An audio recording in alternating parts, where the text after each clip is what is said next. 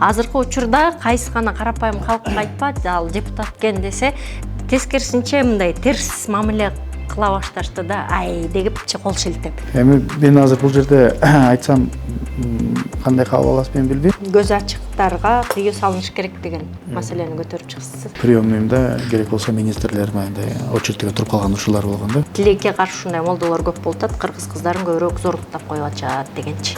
Ал эми медресе деген сөзүм бул жерде жалпы ушул Кыргызстанда канча жылдан бери сотко болгон ишеним өтө аз. Марлендин өзүнүн мүнөзү кандай? Жумшакпы, ак көңүлбү, кекчилби?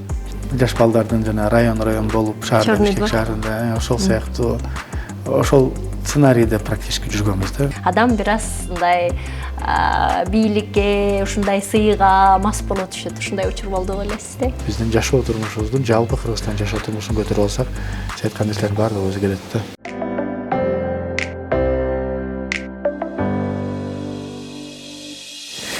Саламатсыздар, урматтуу YouTube каналымдын көрүүчүлөрү. Бүгүн дагы сиз күткөн мейман бар. Жогорку кеңештин депутаты Марлен Маматалиев бүгүн биздин мейманыбыз. Саламатсызбы? Саламатсызбы? Сизди көрүп атканыма абдан кубанычтамын.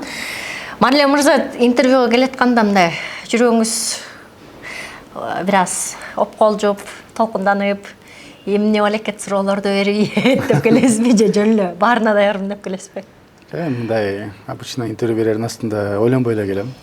Сизге келатканда бир аз шашып келип калдым эле, мындай көбүнчөсү ушул жол боюнча эле, жолду эле ойлонуп келдим деп айтсам болот да. Мындай башкача бир эмоциялар же бир волнениялар болгон жок деп айта алам. Жогорку кеңештин депутаты дегенде мурун бир башкача мындай сүрдөөлөр болот эле, билбейм. Башкача бир депутат экен деген мындай бир таңдануу, суктануу, бир ушундай бир башка эмоциялар коштойт эле да. Азыркы учурда кайсы гана карапайым калкка айтпа, ал депутат экен десе, тескерисинче мындай терс мамиле кыла башташты да, ай дегипчи кол шилтеп. Ушул силердин намысыңарга тийбейби жана ушул нерсени кантип оңдоо керек деп ойлойсуздар? Мен деле убагында өзүм ушул мамлекеттик кызматкер болуп иштегенде депутаттарга барабыз деп, 3-чү созуктун депутаттары, 4-чү созуктун депутаттарына барабыз деп барганда өтө мындай кубанып, мындай аларды көргөндө дагы учрашсам экен же учрашып калсам экен деген бир баягы жаш политик, жаш мамлекеттик кызматкер болуп иштеп жүргөндө сиз айткандай жана тойлордо деле депутаттар келгенде депутат келди деп мындай өтө сыймыктанчу убакыт болчу да. Анткени алар ошол учурларда ошол эл үчүн мыйзамдарды кабыл алып, эл үчүн иштеп, алардын бир топ ушул тажрыйбасы же жумуштары эл тарап болчу. Кийинчерээк эле бир аз ушул депутаттарды каралоо процесси башталды. Бул бир жагы болсо, экинчи жагы депутаттардын өздөрүнөн да кетип калбатты да. Жумуш жагынан, өзүнөн, башка жактарынан, сүйлөгөндөрүнөн, айтор бардык жактан акырын ушул депутаттардын өзүндай жөнөкөй сөз менен айтканда авторитети элдин астында түшүп баштады да. Албетте бул аракет кылышыбыз керек. Аракет кылып кайра көтөргөнгө, кайра ушул элдин реалдуу түрдө элдин өкүлү болгонго аракет кылыш керек деп ойлойм да. Негизи депутат деп баягы Горко кеңештин деле депутаттарын, айылдык кеңештин деле депутаттарын баарын депутат деп атаган үчүн алардын арасында дагы өтө көп ушундай туура эмес иштер болгонго байланыштуу жалпы депутат деген сөзгө бир аз иренжип калган убакытта аны моюнга алабыз. Бирок сиз суроо бергендей кантип оңдосо болот? Албетте оңдосо болот. Ал үчүн мына шайлоо процесстеринде эл өзү шайлап атат. Мурдагыдай сатып алуу же башка процесстер азайып баштап атат. Бара мен ойлойм элдин элегинен өткөн, элдин реалдуу тандоосунан өткөн адамдар келсе, профессорлар, докторлар, ар бир тармактан өзүнүн катмарындагы эң күчтүү адамдар келип, ошого байланыштуу мыйзамдарды, ага байланыштуу маселелерди, көйгөйлөрдү чече баштаса, ошондо элде кайра ишенич пайда болот деп терең ишенем да. Буга убакыт керек. Мен ойлойм бара бул нерсенин процессти башталуу процесси болот деп ойлойм. Анткени баардык аң сезим түшүнүп калды. Керек болсо депутаттар азыр тойго барса значогун тагынбай барат да. Тескерисинче жашырганга аракет кылат. Ушундай убакыт болуп калды азырчы. Мен ойлойм буну оңдош керек. Бул албетте оңдоп, эл өкүлү дегенден кийин ошол атка наамга татыктуу болуш керек деп ойлойм да. Шайлоочулар шайлоого барганда эмнеге көбүрөөк маани бериш керек? Мисалы үчүн Бизде элде психологияда бет таанымал экен, ушуну тааныйм мен деп туруп эле анан галочка кое берет. Же болбосо акчасын албай, бул акчасын бергени уяттай коюп берип коелу деген нерсе болот. Эмнеге көңүл бөлүш керек? Эң туура айтасыз. Бизде ушул мына канча жылдан бери тандап атканда ушул адамдын өзүнө көңүл бурат да. Азыр эми мисалы жарым партия, жарым жана бир мандаттуу болуп атпайбы? Бирок андай болгондо деле партиянын программасына же алар негизи кийим деп мындай көңүл бурбайт да. Мисалы айтып кетейин, Европада эгерде бир пенсиялар азайып кетсе, пособиялар азайып кетсе, алар социалисттик партияны тандашат. Анан ал жагы жакшы болуп, бир аз экономика жаман болуп калса, алар либералдарды тандайт да. Мындай, то есть идеология менен тандашат. Алар жерде ким бар экен, кайсыл адам бар экен, кайсыл киши бар экен деген бул экинчи этап болот да. Биринчи анын идеологиясын. Бул партия келсе бизге эмнени жыргатат, эмне кыла алат деген ушундай биринчи орунда идеология турат да. Андан кийин анын ичинде ушул адамдар ким экен, алар кыла алабы, убадасына туура алабы деп карайт да. Бизде тескерисинче. Бизде партиялар түзүлө калат, анан бирок элдин баардыгы адамдын артынан ээрчит да. Бул популярдуу, бул элге көп көрүнгөн, аты чыккан деп эле кете берет да. Эң негизгиси мен ойлойм адамдын жумушунда, турмушунда кылган ишине караш керек. Эмне кылды, кантип мамлекетке жардам берди, кайсыл мыйзамдарды буга чейин иштесе, кайсыл мыйзамдарды жазды. Эгерде башка бир доктор болуп иштесе, ошол докторлукта кантип жакшылыктарга жетишти, адамдарга пайдасы келдиби, келбедиби? Мен ойлойм, ушулардан, ушул эң негизги принциптерден болуш керек деп ойлойм да. Мен эми ойлойм, бара-бара буга дагы эл көнүп атат. Акыркы шайлоодо бир тыйыны жок эле, бир акчасы жок балдар өтүп келди да. Мындай уже прецедент уже башталды деп айтса болот да. Бара-бара мен ойлойм ушундайга эл көнүп калат. Анан ошол заман башталганда мен ойлойм парламентте дагы татыктуулары, тажрыйбалуулар келет дагы, анан иши алдыга жыла баштайт деп ойлойм да. Трибунада коллегаларыңар, кесиптештериңер мындай күлкүлүү темаларды козгоп атканда же мындай алардын сөздөрү анекдот болуп кеткенде, бул ташыргытып клоун болуп калышты, домдуба болуп калышты дегенде силердин да намысыңарга тиеби? Тиет, албетте тиет да.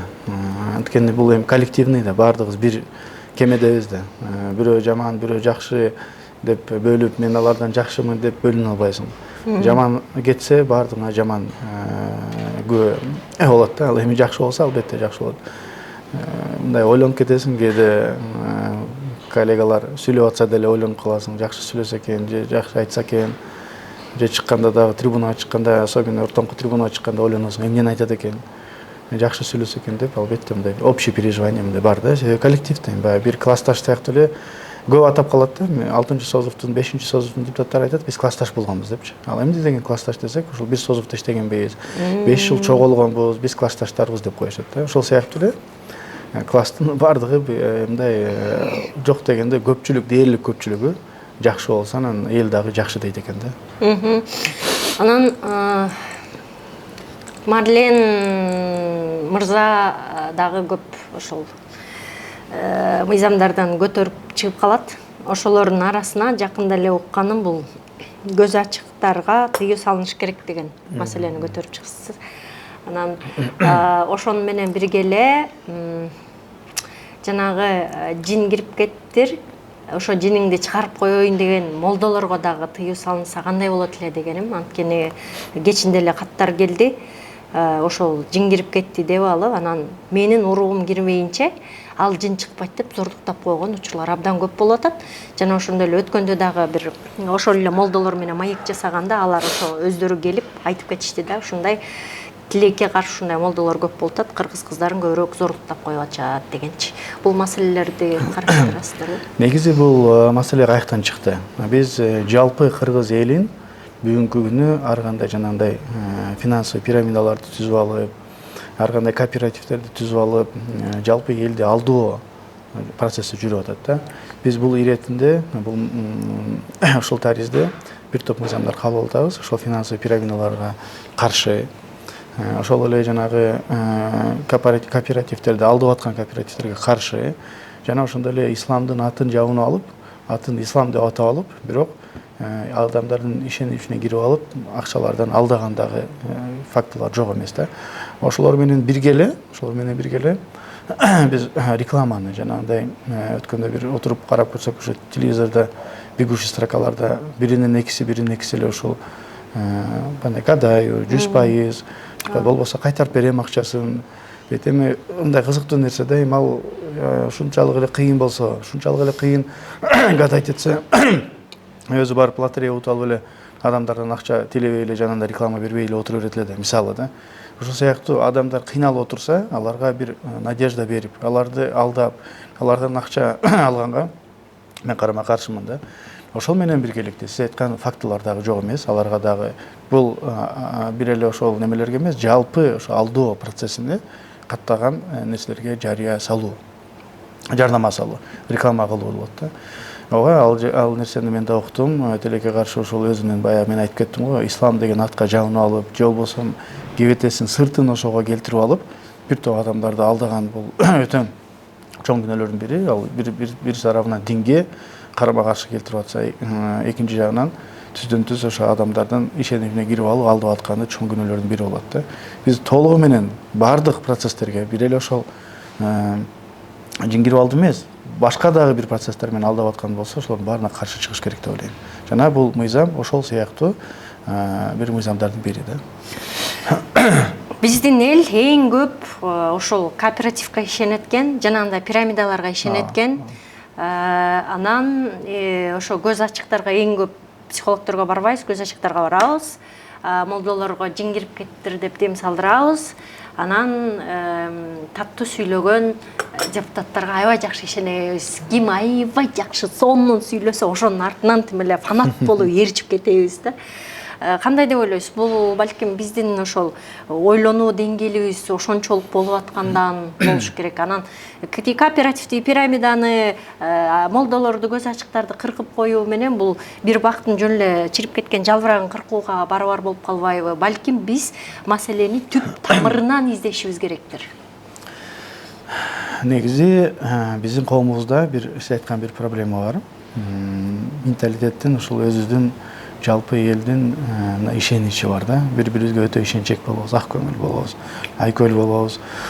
Ошол процесс менен башкарган жана айткан кооперативдер жана башкалардын баардыгы чыгып атпайбы. Анан жалпы жашоо, элдин жашоо турмушуна дагы бул тиешелүү да. Эгерде жалпы жашоо турмуш кыйналган болсо, бир топ элдер ошол кредиттен кредитке чыгып атса, албетте мындай выходтарды издейт экен да. Кантип өзүмдүн турмушумду оңдоп кетсем, кантип ошо карыздардан кутулуп кетсем, же да кайсы бир жакшы нерсе чыга калат экен деп ошолордун аркасынан чуркап жүрүп, мына ушундай нерсеге жетип атабыз да. Пирамида Маслоу деген бар. Ошол жерде атайын психолог, америкалык бир психолог атайын ушундай бир пирамиданы илимий изилдөөлөр негизинде түзгөн да. Ал жерде адам баласынын качан эң физиологиясы биринчи ошол тамак, ашы, башкасы баардыгы түз болгондон кийин анан развитиянын, кийин анан менталитетти, кийин анан культураны ойлойт да. Ошол сыяктуудай биз жалпы ошол катмардын элдин жашоо турмушун оңдоп алсак, сиз айткандай түпкү тамыры ошол жакта. Анда эмне кылат барып кооперативге ишенип, ансыз деле өзүнүн айлыгы жетип атса, турмушуна жетип атса, өзүнүн өнүккөнүнө жетип атса, эмне кылат барып бакчыга барып алып, мени эртең кандай болот экен турмушум бир карап койчу, же болбосо бара алып финансый кооперативге кредит алып эмне кылат. Ошол сыяктуу проблемаларды биз жалпы мамлекеттин деңгээлинде чечсек, анан бул баары жоголот да. Азырынча 90-жылдарды элестетип көрүңүз, ошол учурларда кандай болчу? Будан дагы 2 эсе, 3 эсе ар кандай бакчылар, ар кандай көз ачыктар, ар кандай жанагындай чудолорду көрсөтүп, керек болсо телевизордон көрсөтчү, жанагы эсте албайтмын бир орустун психологу. Ошол сыяктуулар жоголуп келе атпайбы? Бара-бара жоголуп келе атат, анткени ошол жашоо турмушка байланыштуу болот экен да. Эмне үчүн Европада андай нерселер жок? Европада такыр ойлонбойт турмушун, жашоосун, мындай айлыгы жетет, баардыгына жетет, алар эмес машина алат, үй алат, баардыгы доступный да. Аларды бир эле проблема ошол өзүн караш керек, ден соолугун караш керек, башка бир мындай деле проблема көрүнбөйт. Дээрлик көпчүлүк дейм, баардыгы эле эмес. Биз ошондой деңгээлге жеткенге аракет кылыш керек деп ойлойм. Ошондо ошонун баардыгы өзү менен өзү калып калат деп ойлойм. Көп эле ошол интернет баракчаларында аялдардын укугун коргоп, ошолордун көйгөйүн көтөрүп келе жатам, бирок жогорку кеңеште тилекке каршы аялдардын көйгөйү көбүнесе көз жазында калып атат да. Балким эркектер башкача ойлонгон үчүн, алар глобалдуу маселелерди көтөрүп чыккан үчүн аялдардын, балдардын майда барат нерселери балким көзгө илинбей калып аткандыр. Аялдарга квота көбүрөөк берилсе кандай болот эле? Эми аялдардын маселесин сиз туура белгилеп атасыз. Эркектер эмес, көбүнчөсү ошол жакта аялдар көп көтөрөт. Алар мыйзам жазып чыгарат. Керек болсо алар ар кандай жана форум аялдардыкын өткөзүп турат да. Бул жагынан ушундай бир өзүнчө бир бөлүнүп калыппыз. Аялдар ошол өзүнүн аялдарынын проблемасын карасын, эркектер өзү менен өзү болсун депчи. Бирок бул жалпы караш ошондой да. Негизинен мисалы биз бир топ эркек депутаттар зордук зомбулук боюнча жаш балдардын жана аялдардын зордук зомбулугу боюнча мыйзамдарды жазып өткөзгөнбүз. Биринчи окуудан өттү. Биринчи жаш балдар боюнча, педофилдер боюнча өткөнүнө бир 6 ай болуп калды. Жакшы бир мыйзам өткөн. Азыр экинчи этап менен эми аялдарга тиешелүүсүн карап атабыз да. Өзгөчө пробация боюнча.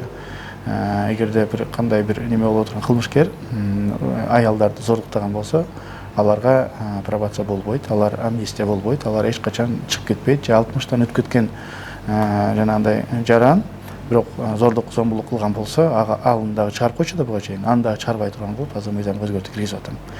Жакында биринчи окууга кирет. Мен ойлойм, бул дагы биздин бир түздөн-түз ушул аялдарга болгон мындай мыйзам жагынан жардам болот деп ойлойм да. Мен өзүмдүн мисалы 4 кызым бар. Мен деле эртең ошол өзүмдүн кыздарымды кандай мамлекетте жашасын, аялдардын укугу толук түрдө кордолбогон, алар кадимкидей эле мындай жакшы турмушту жашай турган каалайм да. Мисалы кыргыздарда эзелтеден бери эле кыздын 40 жашы улуу деп келген. Эзелтеден бери кыргыздарда ар дайым мындай өзүнүн орду болуп келген. Ал эмес баягы кызы келип калса, баягы күйөөгө чыккандан кийин келип калса, аны мисалы төргө өткөзүп койгон, үйүңө келди, өзүнүн үйүндө төрдө отур деп. Ушул сыяктуу биздин каада салттардын негизинде биз дагы мыйзамдарды өзгөртүп, жана жалпы коомдун оюн дагы өзгөртүш керек деп ойлойм. Бир эле мурдагыдай сен ордуң кухняда же башкада дебеш керек, адан кайтыш керек деп ойлойм да. Мамлекет менен дин эки башка болуш керекпи? Жана депутаттардын Кудай менен маселеси өзүнчө болуп, мамлекет менен маселеси өзүнчө болушу керекпи? Бул негизи эле 18-19 кылымда Европада да адан кийинчерээк мындай экиге ажыраткан да. Мурда тескерисинче дин менен келип мамлекет түзүлчү. Азыр канча кылымдан бери дин өзүнчө, мамлекет өзүнчө болуш керек. Муну эч аралаштырбаш керек.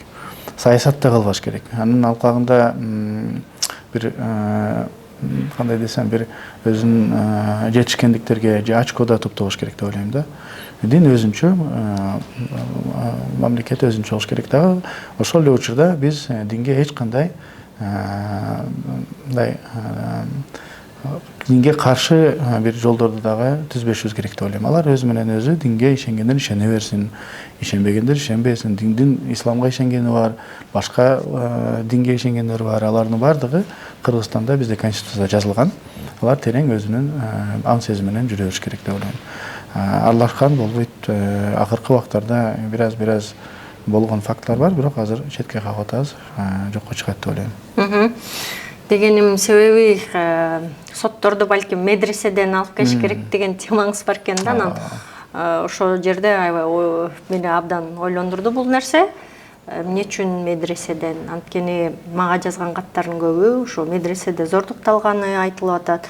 Мага жазган каттардын көбү ошол молдолор табынан зордолгону айтылып атат да. Анан ошолордун негизинде эми адам медреседе болсо эле апа-пакай сүттөн чыккан ак кашык дегенге мүмкүн эмес да. Мен анын айткан себеби, мен өзүм жөнүндө айта турган болсом, мисалы мен көп жылдан бери ушул ислам динин тутуп келем да. Болгондо дагы мындай көп нерселерин милдеттүү түрдө тутуп келем. Сыртынан билинбеши мүмкүн. Мен билдирбегенге аракет кылам. Анткени мен ойлойм, бул мен менен Кудайдын ортосунда түздөн-түз байланыш. Бул мен ал менен жарыя кылып, ал менен мактанып, же көрсөтүп кылбашым керек да. Менин өзүмдүн психологиям ошондой. Ал эми медресе деген сөзүм бул жерде жалпы ушул Кыргызстанда канча жылдан бери сотко болгон ишеним өтө аз. Ал жерде ошол соттор тилекке каршы акчага сатылып, адилеттүүлүк жок болуп келатат да.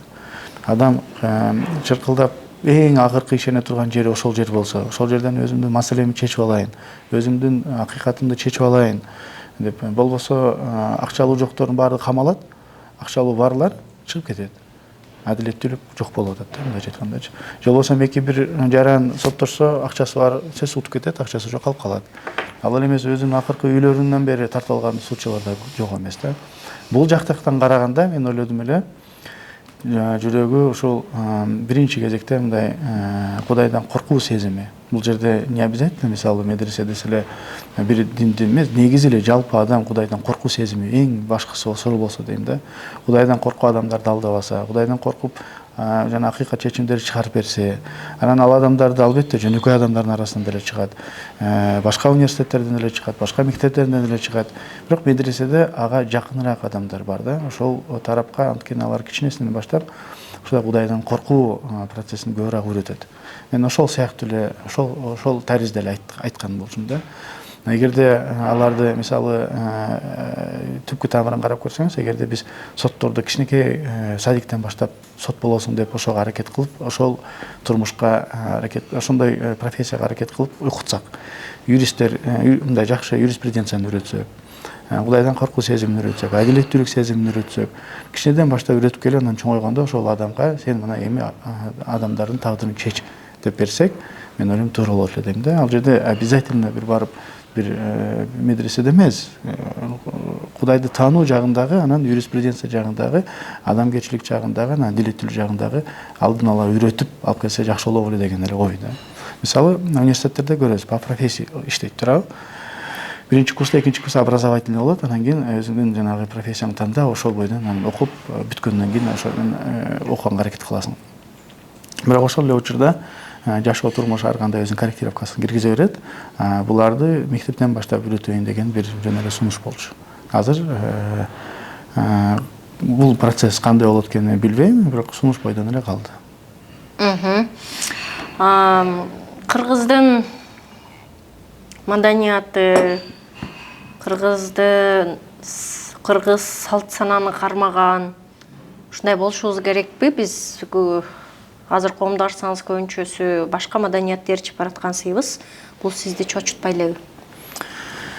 Бул өтө коомубузда дагы бир болуп аткан бир көйгөйдүн бири.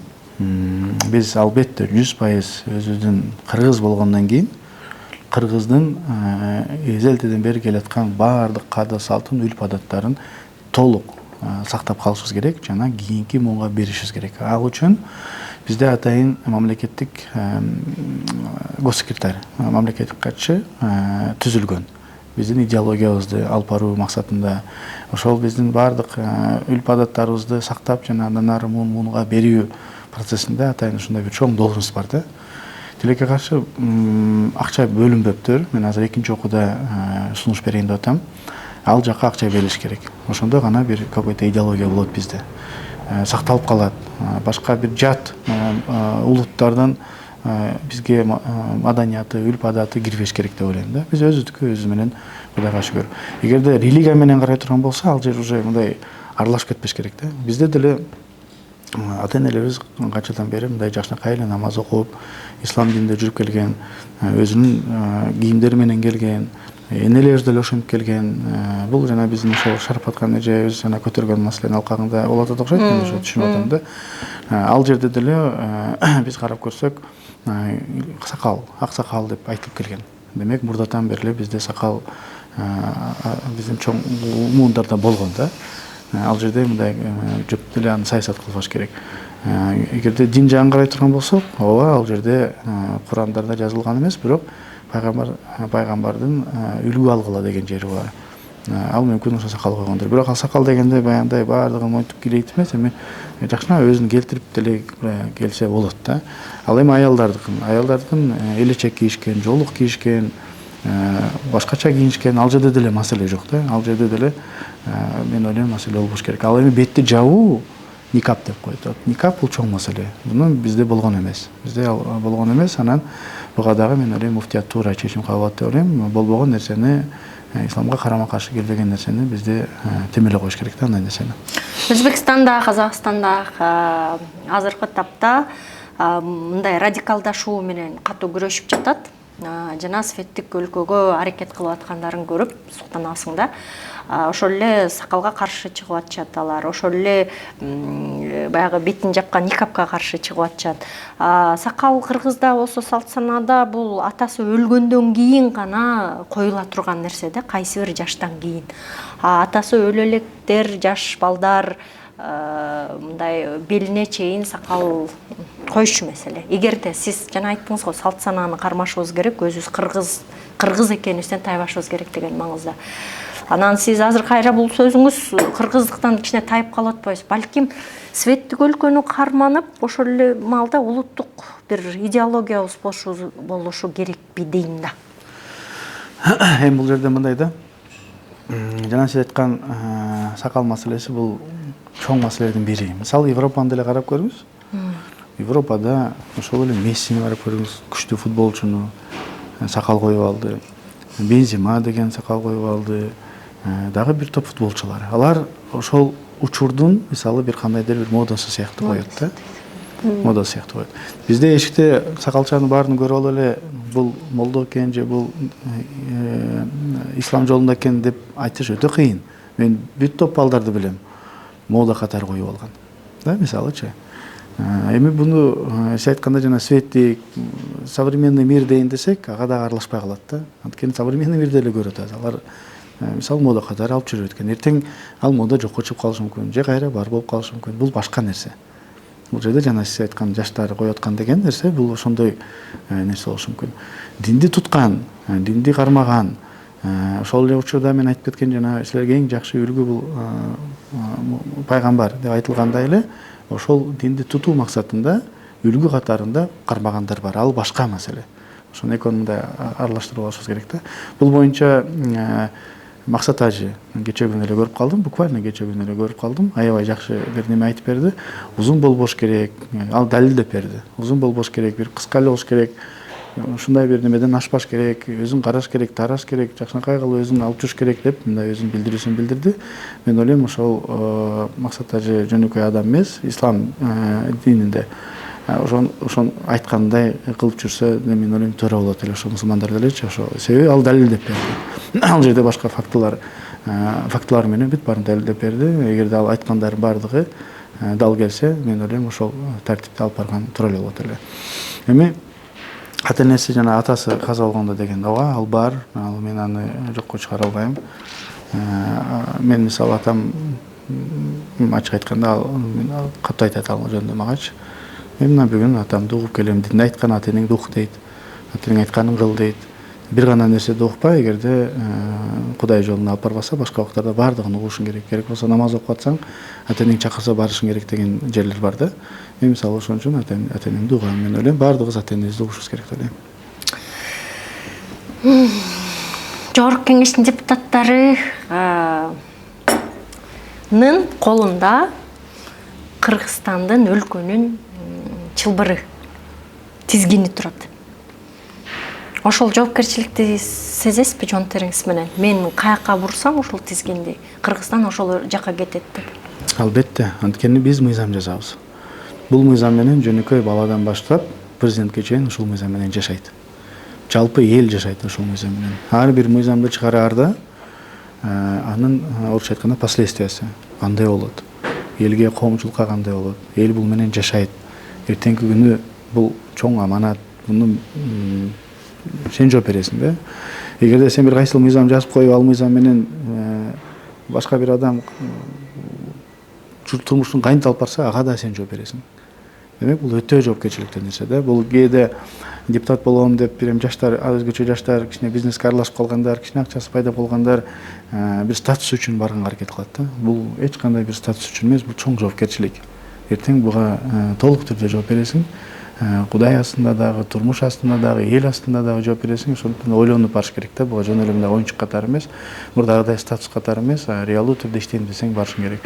Анан биз бая айтып кеткендей, биз кандай чечим кабыл алсак, ошол сыяктуу Кыргыз мамлекетинин дагы өзүнүн жалпы өнүгүшүнө, өсүшүнө дагы биздин чечимдер түздөн түз тиет да.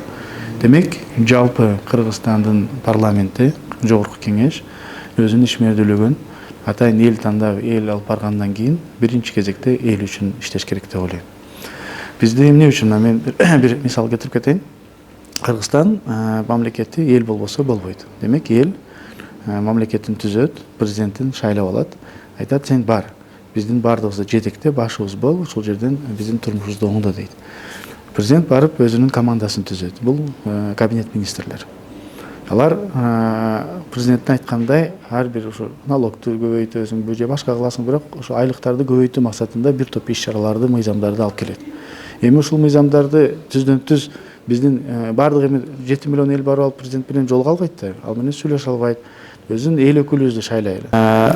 Ошол эл өкүлүбүздүн өкүлчүлүгүн шайлайт дагы, баары ошол жерде отур. Биздин көйгөйлөрдү жеткизип тур, биздин көйгөйлөрдү чечип тур. Керек болсо бизге карама каршы келе турган мыйзамдар болсо каршы кел, жакшы мыйзамдар болсо кабыл ал, жана өзүң дагы мыйзам жаз деген ушундай бир түзүлүшү, парламенттин түзүлүшү ошол да. Биз баргандан кийин демек түздөн түз ошол кайсыл мыйзам келбесин биринчи кезекте электеп, бул сиз айткандай жана коомго пайдасы барбы, мамлекетке пайдасы барбы деген эксперттик анализ жасаш керек. Андан кийин өзү жаза турган болсо такты аны ушундай максат менен жазыш керек деп ойлойм. Ошондо гана өнүгө болот, ошондо гана процесс жүрөт дагы. Анан эл үчүн сиздин башкы биринчи сурооңузга жооп, кайра элдик депутат болгонго мына ошол шарттарды кылса анан келет да. Желек маселеси абдан курч турду. Ошонун соңу эмне болуп бүттү?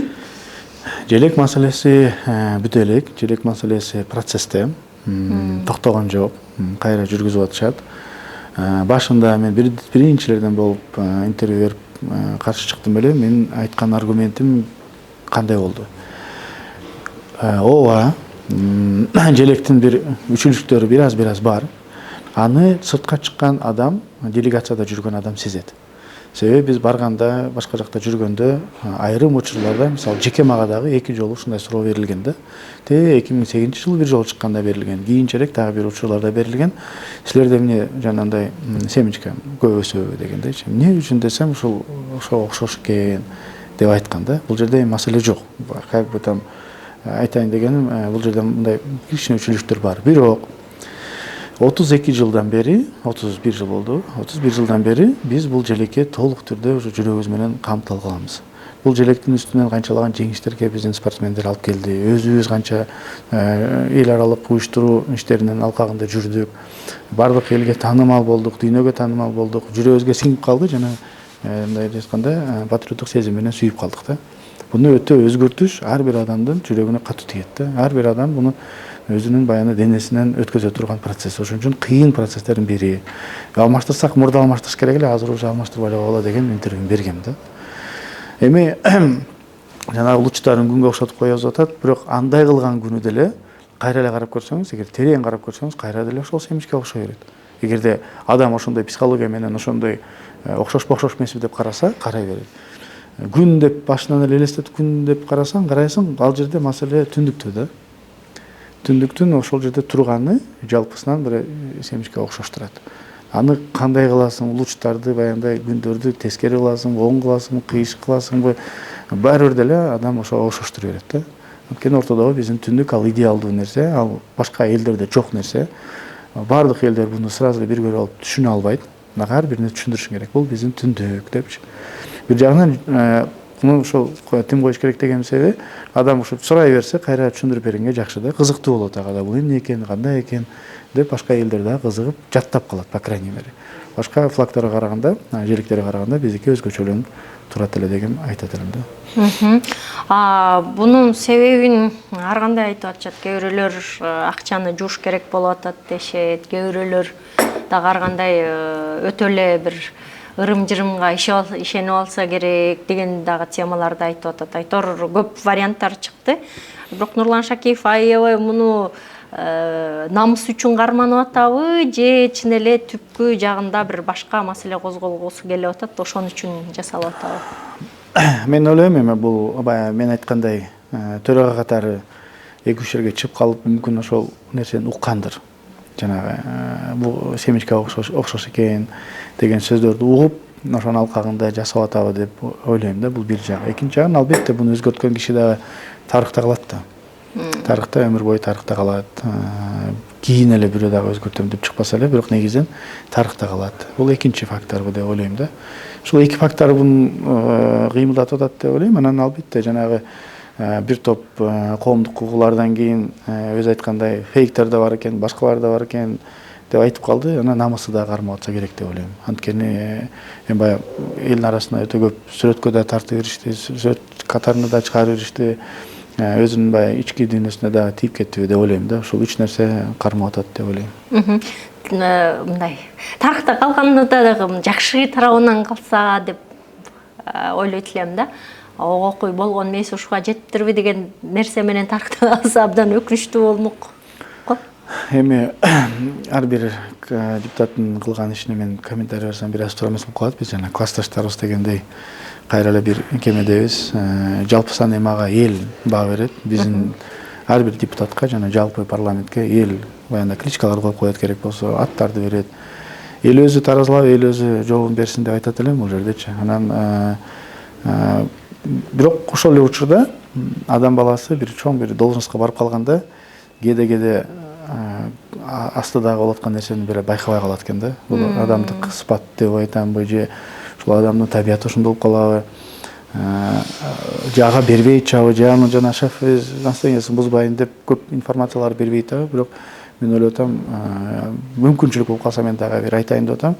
Жалпы мындай эл каршы эле чыгып атат. Жалпы эл каршы эле чыгып атат. Фейктер эмес, сизге өзү айтып атпайбы жана фейктер деп. Жок, фейктер эмес, реалдуу адамдар каршы чыгып атат деп айтайын деп атам. Анан эми көрө жатабыз, аны ой кандай экенин биле албайм. Марлен эң биринчи ушул трибунага отурганда алгачкы жолу жогорку кеңешке депутат болуп келгенде кандай сезимдер ыр болот эле? Мен албетте баягы трибунага биринчи чыкканда эле өзүнүн сүрү бар экен. Ал жерде мен болбосо жана присяганын антты жатка билип алган болчумун. Чыкканда бир орто жерден бир караганга туура келди, анткени ошол сүрү бар да, ал өзүнүн сүрү бар. Мына иштегениме канча жыл болду. Биринчи созувда кийинчерээк келип калдым, экинчи созувда болуп атат. Бирок андай болгондо деле азыр деле чыкканда бир аз сүрдөнүп кетем да. Ошол сыяктуу эле жана анттан баштап эле сүр бул бир жактан болот. Экинчиси жана башында айтып кеткендей жоопкерчиликти терең сезип аттым, түшүнүп аттым. Кыргызстанда бир 7 миллион калк болсо ошонун бир 1 миллиону жок дегенде саясат менен аралашып, кайсыл бир учурларда мындай жүрсө, ал эле эмес кандидаттардын саны 200 миңге жеткен. Мен эсимде жок, но примерно ошон 200 миңден тандалып келип 90 депутат келип атса, албетте бул чоң жоопкерчилик да.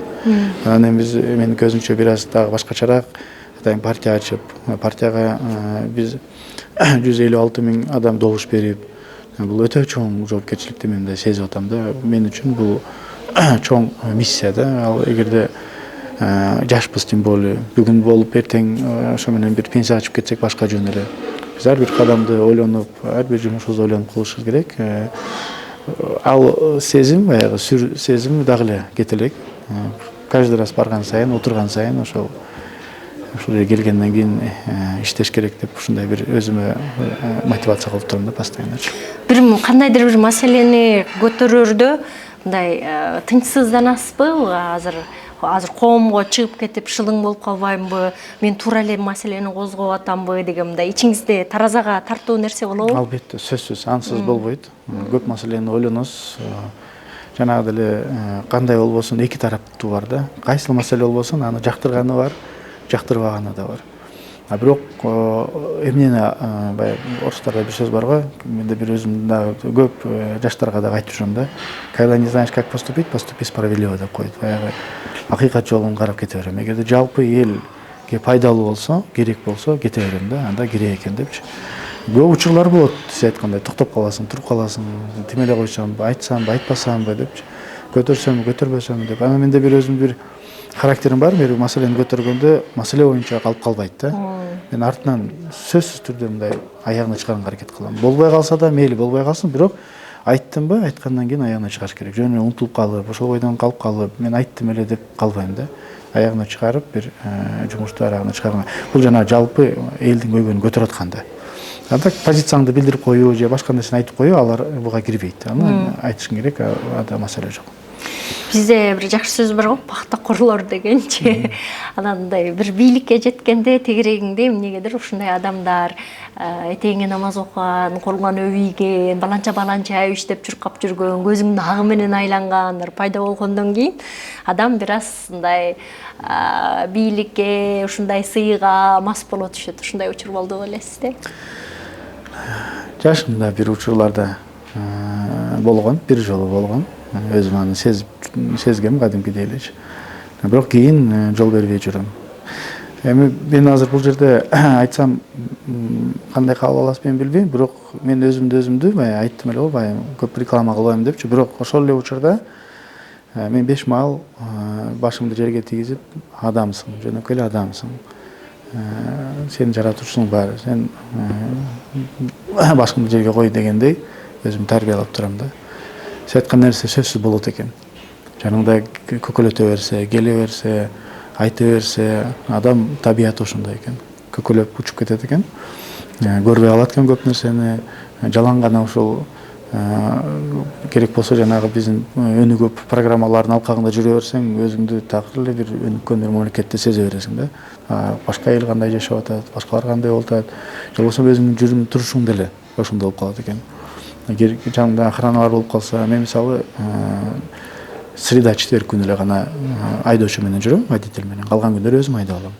Атайын ушундай өзүм үчүн бир процесстерди жасайм да. Жөнөкөй болуп аралашканга сөзсүз түрдө бир айда бир аял менен барып келели деп, мисалы Ош базарга барып келем, Фрунзелерге кирип туруп турам. Ушундай бир процесстерди кылып турам өзүм үчүнчү. Ушулар мага жардам берет деп ойлойм, жана реалдуу түрдө элде кандай көйгөй болуп атканын дагы сезип, көрүп, өз жон терим менен сезип турам да.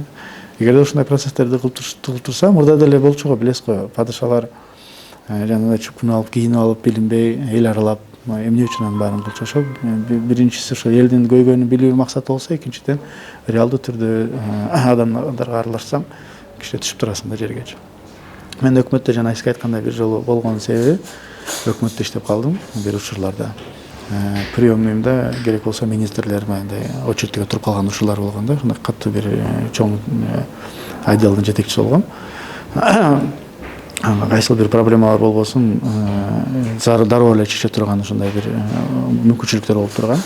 Элдер көп келет эле, кишилер көп келет эле, жана айткандай даңазалап, таразалап көтөрүп коет эле көктөтүп. Анан ошол учурларда бир учурларда эшикке чыгып мындай керек болсо басып калсаң башкача сезим болот эле. Кадимкидей башың айлангансып, турмуш башка, биз тиякта отурган кагаздардын негизиндеги ой жүгүртүү башка болчу да. Такыр башка болчу. Ошондо мен түшүнгөм, демек бул жерде кечки. Анткени ал жерге эртең менен 7-те келет элем, кечки саат 11-де кетет элем да. Практически мындай эшикке элге чыкпайт элем. Бирок өтө катуу иштейт элек. Кагаздар менен, программалар менен, жалпы ушундай сезим кала берет эле. Мамлекет өнүгүп атат, өсүп атат, еще чуть-чуть мына Швейцария болуп кетебиз деген мындай сезимдер боло берет да. А сыртка чыксаңыз такыр башка. Такыр башка, жашоо да башка, эл да башка, ой да башка. Ошондо мен бир айырмасын резко сездим дагы, кийинчерээк ушул практиканы колдоно баштадым.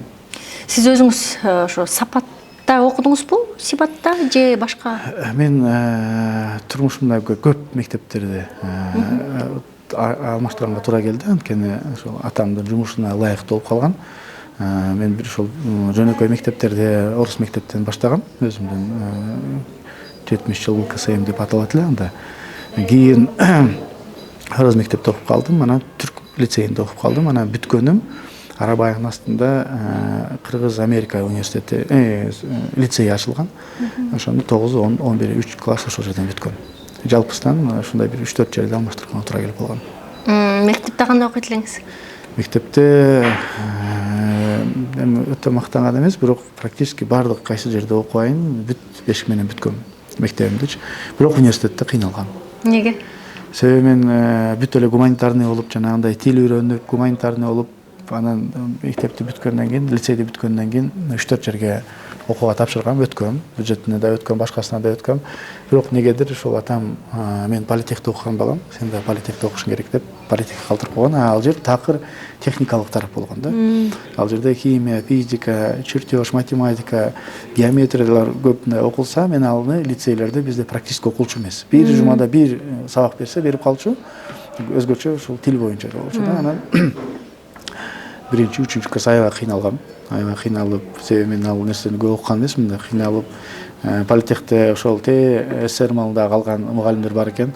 Акча албайт, башка кылбайт, только окушуң керек, только өзүң чийишиң керек. Жана чертеж деген болчу, ал азап болчу үчүнчү. Бирок үчүнчү курста бирок окуп кеттим, анан староста болдум. Бирок жалпысынан көк диплом менен бүткөнгө туура келди. Анткени бул 3 курс жакшы окуп алгам да. Мен биринчи даже бюджет менен кирип, кийин бюджеттен дагы контракт өткөнгө туура келген. Себеби жетишкендиктер жакшы болбой, анда аябай катуу карачу. Контракт өткөнгө туура келген. Бирок алып кеткенбиз. 4-5 курста староста болуп кайра жакшы окуп кеткем. Матленин жүрөгүндө кайсы кесип бар эле? Эмнени каалайт эле, эмнени эңсейт эле, эмне колунан келет эле? Ошол жанагы тил үйрөнгөнгө байланыштуу биз дипломат болобуз деп жүрчү элек да. Кыялым ошондой болчу ошол кезде. Кийин такыр эле профессияны алмаштырдым, инженер, айтишник болдум. Андан кийин экономиканы бүтүрүп алдым, финансыны, финанс болуп алдым. Азыр ошол көбүнчөсү ошол финансы жакта, экономика тармагындагы депутат катары эсептелем. Ну и IT, креативность жагы, башка жагы, ал жагы менде ар дайым жүрүп келет. Ал жагы менде бар деп айтсам болот. Азыр кандидат техникалык науктан азыр защитам болот, жакында бүттүм. Эми экономика жагынан дагы докторлукка окуп атам, ал дагы жакын арада бүтүп калат деп ойлойм. Шу эки жактан азыр илимди, билимди дагы да улантуудамын. Параллельно юрфакада тапшырып койдум. Анда бүтүп коеюн деп атам, анткени мен мыйзам жазып жүрсөм, ансыз деле ошол жумуштарды кылып атам, ансыз деле практикада ал нерселерди кылып атам, бирок мага ал жагынан бир аз тажрыйба керек экен, окуу керек экен. Азыр ошого да тапшырып койдум. Марлендин өзүнүн мүнөзү кандай? Жумшакпы, ак көңүлбү, кекчилби? Мага элдер эле баа бере албаса, өзүм айтып кыйын, бирок өзүмдү жөнөкөй болгонго аракет кылам. Өзүмдү ошол адамгерчиликтүү болгонго, адилеттүү болгонго, өзүмдү ушундай бир жолго салганга аракет кылам.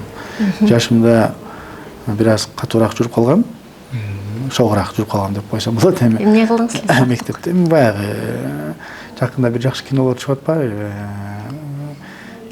Жаш балдардын жана район болуп, шаарда, Бишкек шаарында, ошол сыяктуу ошол сценарийде практически жүргөнбүз да. Бирок өтө мыйзамдан аша чаап кеткен эмеспиз, бирок практически ошол сценарийде жүргөнбүз. Алар эмес, азыр дагы бир кече жакында неме чыгыптыр, орустардын бир киносу «Слово пацана» деген. Ал жерде дагы ошол биздин жүрүм турумдары көп чагылдырылат экен. Ошондой бир жашоодо жүрүп калганбыз да. Ошол бирок андагы өзүнүн жакшы жактары бар. Ал жерде сөзгө туруу, бекем туруу, айткандан кийин кылуу деген нерселер ошол жактан көп нерсе келген. Анан спорттон келген. Спорт жаатында да көп жүрүп калганбыз. Ал жакта дагы ошол жыгылсаң кайра туруп күрөш деген нерселер ошол жактан келген да. Албетте ата-эне тарбиясы бул биринчи кезекте. Будан эч тайбаш керек. Мен бүгүнкү күнгө чейин айтам, менин бүгүнкү кандайдыр бир жетишкендиктерим болсо, бул меники эмес, бул менин ата-энем жетишкендиги. Мен өзүмдүн жетишкендиктеримди качан айта алам? Качан өзүмдүн баламды кайсыл бир деңгээлге жеткизе алсам, ошону мен өзүмдүн жетишкендигимди айта алам да. Бүгүнкү күнү бардык нерсе бул ошо ата-энемики деп айтат элем. Депутаттыктан сырткары өзүңөрдүн бизнестериңер барбы? Орто жолдо мамлекеттик кызматкер болуп көп жыл иштеп, жана орто жолдо 6-7 жыл бизнесте жүрүп калдым. Ошол бизнесте бир топ жумуштарды кылып калгам. Кийин депутат болгондон кийин ал бизнесте өзүмдүн партнерлорума, досторума өткөзүп бергем. Бирок албетте алардан мен пайда көрөм. Ал жерден эч скрывать этпеш керек, ачык айтыш керек. Депутат ишмердүүлүгүн жүргүзө албаганы менен, бирок ал жактан түшкөн пайдаларды сөзсүз түрдө мен көрүшүм керек. Ал мен өзүм түптөгөн, өзүм кылган бизнестер болчу, курулуш сферасында. Жана башка дагы бир топ сфераларда аларга мен көңүл буранга аракет кылам, бирок мындай бир айда бир досторду чакырып сурап коем, кандай болуп атат, эмне болуп атат, кандай жүрүп атасыңар, кандай иштеп атасыңар деп албетте сурап турам. депутаттыкка өзүнүн бизнесин коргогону же башкалардын бизнесин коргоп атып крыша болуп атып анан ошоктон акча табышат деп айтылат да эл арасында. Канчалык деңгээлде мүмкүн бул? Бул туура маселе. Бул болуп келген нерсе. Мен өзүм да бул менен бир топ күрөшкөм. Бул учурлар болгон. Керек болсо акча бергендер болгон, бирок мен албай койгом. Мен айткам жок. Бул психологияма карама каршы келет. Анан жалпы элдин маселеси болгондон кийин мен ага бара албайм деп барган эмесмин. Меники бир дагы мамлекеттик тендерлерге катышпайм. Болгону ушул частный сфера менен иштейт балдарчы. Мен аларга да ушундай задача койгом. Колдон келишинче мамлекеттен албагыла, тийбегиле, ал тендермендерден да катышпагыла дейм да. Анткени эртең сиз айткандай нерсе болуп калышы мүмкүн. Коргогонго туура келип калышы мүмкүн. Же болбосо дагы бир нерсе болуп калышы мүмкүн. Андайга жол бербеш керек деп ойлойм да. Өзүңдүн бизнесиң ал өзүң үчүн болуш керек. Мамлекетке эч бир карама каршы келбеш керек. Жана ошондой эле мыйзамдарды кандайдыр бир учурда өзүңдүн кызыкчылыгыңа чыгара турган болсоң, бул туура эмес болуп калат да. Анда эл астында эртең сүйлөй албайсың, эл астында кайра эмне деп айтасың. Өзүң ошол жака бардым, бизнесин коргонго бардым дейсиңби? Ал да туура эмес болуп калат. Сиз айткандай, азыр көп бизнесмендер барам дегенин бирден бир себеби ошол да. Статус, анан экинчиси кол тийбестик. Бирок акыркы практикалар көрсөтүп атат, бизде эгерде кааласа кайсыл бир мындай нерселер менен тартипке чакырып койсо болот экен. Демек, кийинки жаштарды айтат элем, ынтылбай эле коюш керек. Тескерисинче, бизнестен саясатка барса, кайра бизнесинде проблема болот. Проблема болуп, кайра эки эсе тапкан нерсесин жок кылып атат да. Мен ошол үчүн айтат элем, буга көп көңүл бураш керек. Кыргызстанга сөз эркиндиги керекпи? Албетте, бул биздин сыймыгыбыз. Бул 32 жылдан бери биз көп нерсе менен сыймыктанабыз, бирок бул бирден бир дагы биздин сыймыгыбыз да. Буга эч тоскоолдук кылбаш керек, тескерисинче алып барыш керек, тескерисинче өнүктүрүш керек деп ойлойм. Централ бир эле Азияда эмес, мурдагы СНГ мамлекеттеринен деле карап көрсөк, бизде биринчи бардык үлгү катары коюшат. Жалпысынан ушул сөз эркиндиги боюнча мен ойлойм, муну сактап калыш керек. Билим жаатында кандай өзгөртүүлөрдү киргизишибиз керек жана билим Кыргызстанда кайсы абалда? Билим тилекке каршы ошол советтик маалынан калган методологиялардын баардыгы калып калган. Биз жаңы ошол процесстерди жүргүзүшүбүз керек. Эми Европа деп айтпайын же негизи Европа десе эле бир аз адамдарда кээде жеңилип кетет да, эмне үчүн Европа депчи. Эми ал жактан жакшы нерселерди алсак, Азиядан болобу, Европадан болобу, Араб мамлекеттеринен болобу, Америкадан болобу, айтор кайсы жерден болбосун, биздин мамлекетке кызыктар болсо, жакшы болсо, бизге пайдасы келе турган болсо ала беришибиз керек да. Ошол сыяктуу тескерисинче ошол адам баласы баягы окуучу мугалимдин же мектептин артынан чуркабай, мектеп баланын артынан чуркайткан кылыш керек да. Жанагындай ваучерский система деп коет. Тескерисинче ошол бюджетти кимге бересиң? Адам өзү тандап алыш керек, кайсы мектепке барам. Ошондо кызыктар болот, мектептер айтат, мага келсин адамдар. Көбүрөөк мага келсин, менде окусун дейт дагы, өзүнүн сапатын өркүндөтө баштайт, өстүрө баштайт. Мисалы, гемодиализ деген процедура бар бизде, билсеңиз керек. Ал жерде ошол тактаны ушундай системаны коюп койгон. Ошол жерде ооруган адам өзү тандап алат, кайсы клиникага барышты да. Анан ал ошол клиникага барыш үчүн клиниканын жетекчилери бардык шарттарды түзүп берген. Келсе чайын берет, бутуна жанагындайларды киргизет, бардык нерсесин ушунчалык максималдуу түрдө кылып берет. Адам кызыктар болуп, кайра келгенге кызыктар болот да. Тактаны ушундай системаны бизге киргизсе болот деп ойлойм да. Ошондо билим системасы да өзгөрөт. Ата бизде айлык берилет, бардыгы берилет, күн эптеп эле күн өткөн болуп калат да. Эптеп эле күн өтсө, эптеп эле бир класста 40 адам болсо, анын 40тын бардыгын 1 сааттын ичинде мугалим бардыгына билим бере алабы? Бул өтө кыйын нерсе да. Ар бирин сурап болгонго дагы жетишпей турган убакыт болуп калат баягы. Эми ал тармагында азыр биз көбүрөөк мектептерди куруп атабыз. Бул жакшы процесс жүрүп атат. Аны жокко чыгарбаш керек, өнүгүү болуп атат, өсүү болуп атат. Эгерде мектептердин баарын бүтүрсөк, мен ойлойм, жакын араларда ал процесс жабылса, бир жагы калат, ошол сапат жагы кылып калат. 97-жылы Англияда тактаны bizde эле ситуация болгон экен. Бир мектепте 40-45 бала окуган экен. Жана мен айткандай ваучерский система жана частныйларга берип койду эле. Даже курулуш процесстерин налогдон бошотуп койду, башкаларды кылып койду. Мына азыр андай маселе жок ал жакта, турбайт. Эмне үчүн биз алардан албашыбыз керек? Ошондой өтүп аткан, алар басып өткөн жолду алып колдонсок болот.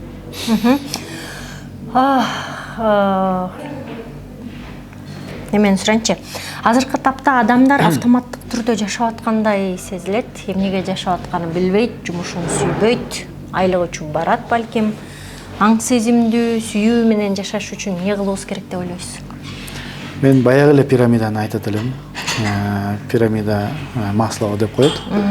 Ошол жерде качан адам баласында биринчи кезекте курсагы тоюп, жакшы уйку болуп, андан проблемасы үйү чечилип, жумушу чечилип, башкасы чечилгенде аң сезим үчүнчү нерсени ойлоп калат экен.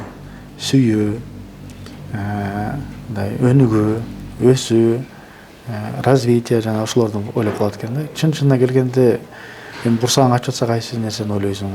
Же тамагың жок болсо, жумушуң жок болсо, кайсы бир дагы өнүгүүнү ойлойсуң? Же бир өзүңдүн адеп аклагыңды же мындай маданиятты ойлойсуң да. Ошол сыяктуу эле мен айтып элем, сиз айткандай баягы күнүмдүк жумуш менен эле, күнүмдүк акча табуу менен албетте эчтеке мындай жакшы болбойт да. Ошол таксистти карап көрөлү. Бир күн таксиге чыкпай калса, үйүндө тамак жок болуп калат да.